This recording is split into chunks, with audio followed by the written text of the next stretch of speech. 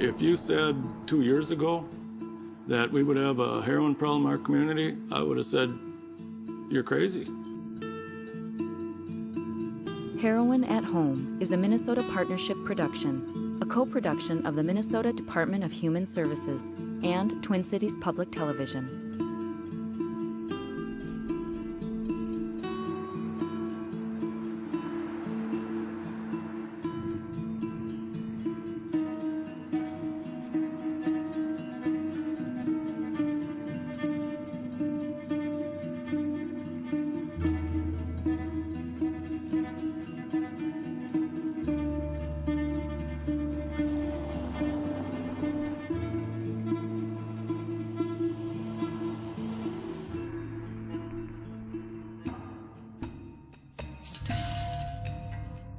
Heroin is becoming the drug of choice for many young people. A trend so alarming, police are alerting everyone they can. Growing up, I had that way of thinking about that there was a type of person that would be an addict, and I never thought that person would be me.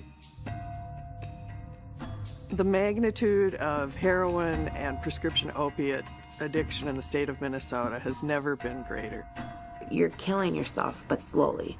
I've been using drugs and alcohol since I've been 13. I'm only 27, but I feel like I'm 85.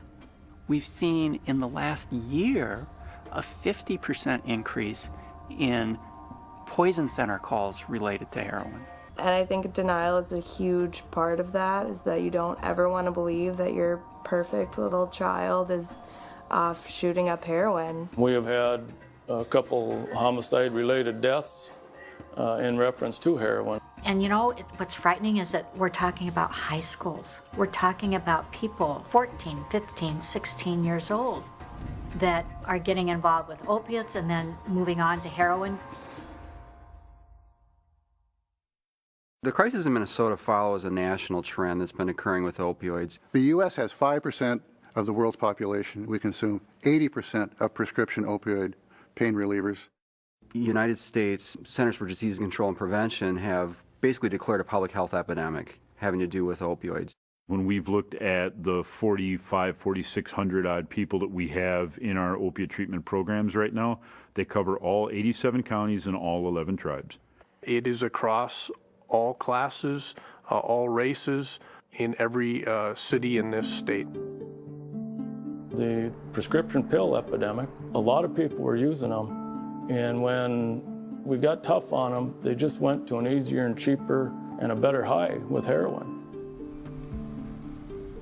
Most people who live in affluent suburban areas have no idea that heroin is so available. The first time I went through withdrawals was terrible. It was, you know, the worst feeling ever, and I was like, this sucks, I'm never gonna do heroin again. And then it was like the next day, picked up. So, any questions before we officially start?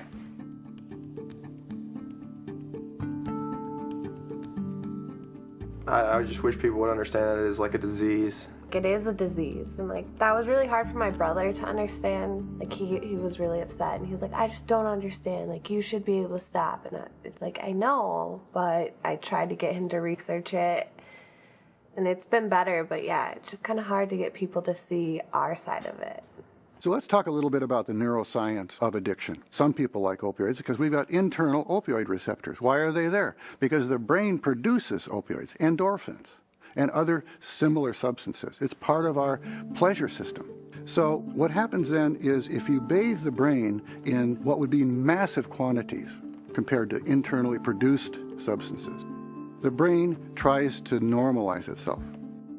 It's called homeostasis. It wants to stay the same. So it changes, it adapts. So there's this neuroadaptation process that occurs. After a period of time, these changes become permanent.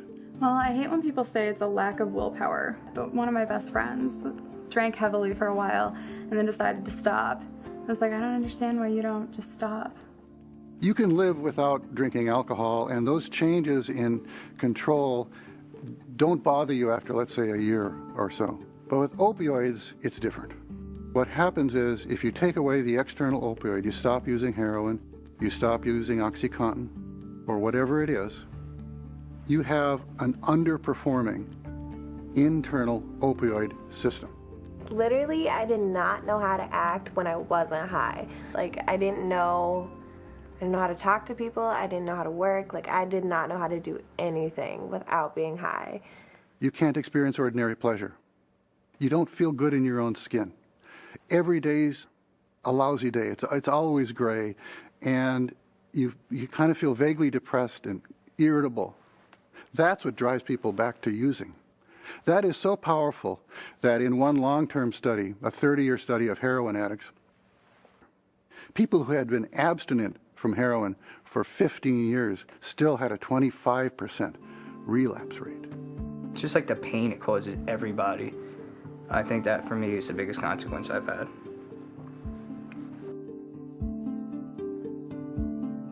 If you look at the content of heroin in the 1970s, heroin was relatively impure.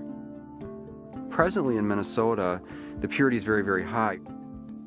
And the thing that distinguishes heroin and opiates from other drugs is that they have high abuse potential, high addictive potential, and high overdose potential. It was in his late teens when he started getting into heroin.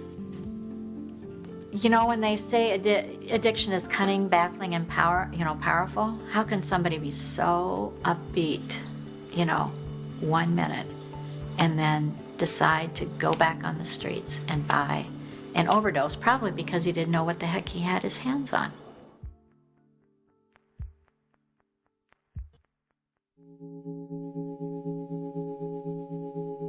Opioids are plant parts. They come from poppies. And indigenous people in Asia were using poppies forever as painkillers or analgesics.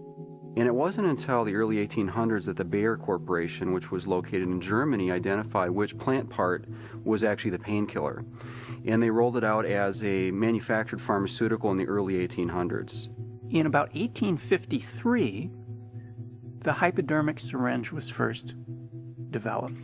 The reason for inventing it was specifically to deliver morphine more effectively to the site of pain. And very quickly throughout the rest of the 19th century, you can see case reports of what then was called morphinism, which was opiate addiction. And in fact, following the Civil War, morphine was widely used to treat injuries. That morphinism was often referred to as the American disease. It was the soldier's disease. In the mid to late 1800s, Bayer tried to become a more responsible corporate citizen, and they went to the back lab and they tweaked the morphine molecule, which was the plant part in poppies that was the painkillers, and turned it into diacetyl morphine. That's the chemical name for it. And it was marketed under the trade name heroin. And originally it was actually advertised as a non-addicting alternative to morphine, which obviously it is not. The typical face of addiction in the 19th century in the United States was the typical American housewife.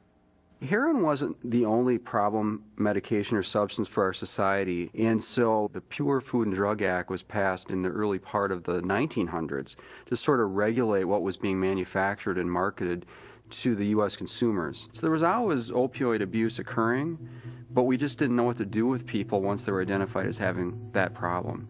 We only had one place in the country, which was the Federal Narcotics Farm. It was an old renovated prison. If you were an opiate addict, be it heroin or pills or what have you, if you were an opiate addict, you had to go there to seek treatment. The state of science wasn't very good back then. We had no idea what was wrong in the brain when people had addiction. Government agencies charged with the enforcement of narcotics laws have been able until recently to decrease steadily the number of addicts in the United States. And so eventually physicians in the American Bar Association got together and they said, we have to do something besides criminalizing this and incarcerating people. And that's really where the impetus for offering an effective treatment for this disease came. The synthetic narcotics, including such drugs as Demerol and methadone, are the result of science's attempt to produce a non-addictive narcotic.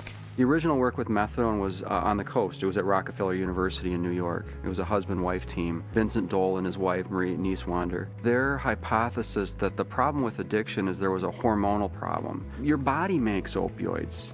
You have these things that your brain makes, and they're there for a good reason. They help with regulation of mood, and if you were to injure yourself, it sort of helps with pain relief.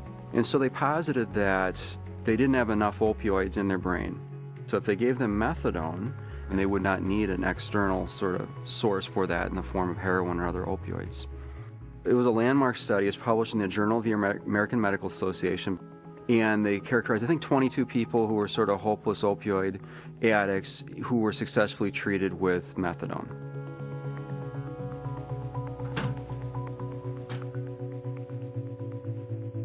Something like methadone, it is an opiate. And so there's this thought and perception, well, you're just replacing an illegal high, the heroin, the snorted OxyContin, with a legal one.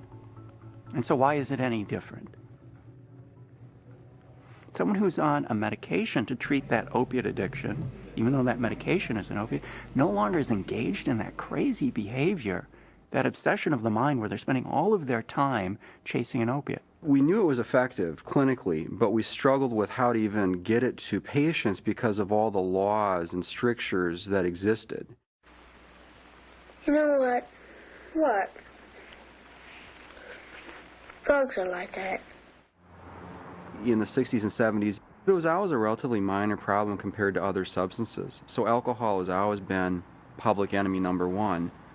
And even in the 80s, cocaine far eclipsed opioid use in terms of prevalence. What happened in the 1990s, and this is a big part of the current heroin epidemic, is there was a big paradigm change. For decades, the only way you could really get a medication like morphine is if you had an acute pain generator, such as a surgery, or you broke a bone.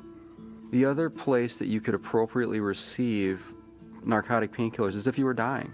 We all became aware we were doing a terrible job of treating pain. So there was this real push for doctors to be more aggressive in treating pain. The pain societies decided that it would be okay to treat what is called, and this is sort of obtuse, chronic non-malignant pain. It was suddenly okay to give people pain medications for their chronic back pain. The other big development is there's an organization called the Joint Commission that accredits hospitals.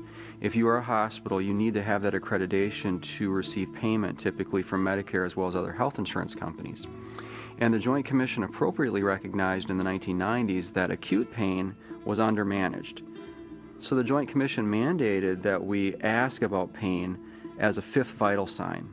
That if you're in a hospital bed, you're going to be asked frequently, what is your pain on a scale from 0 to 10?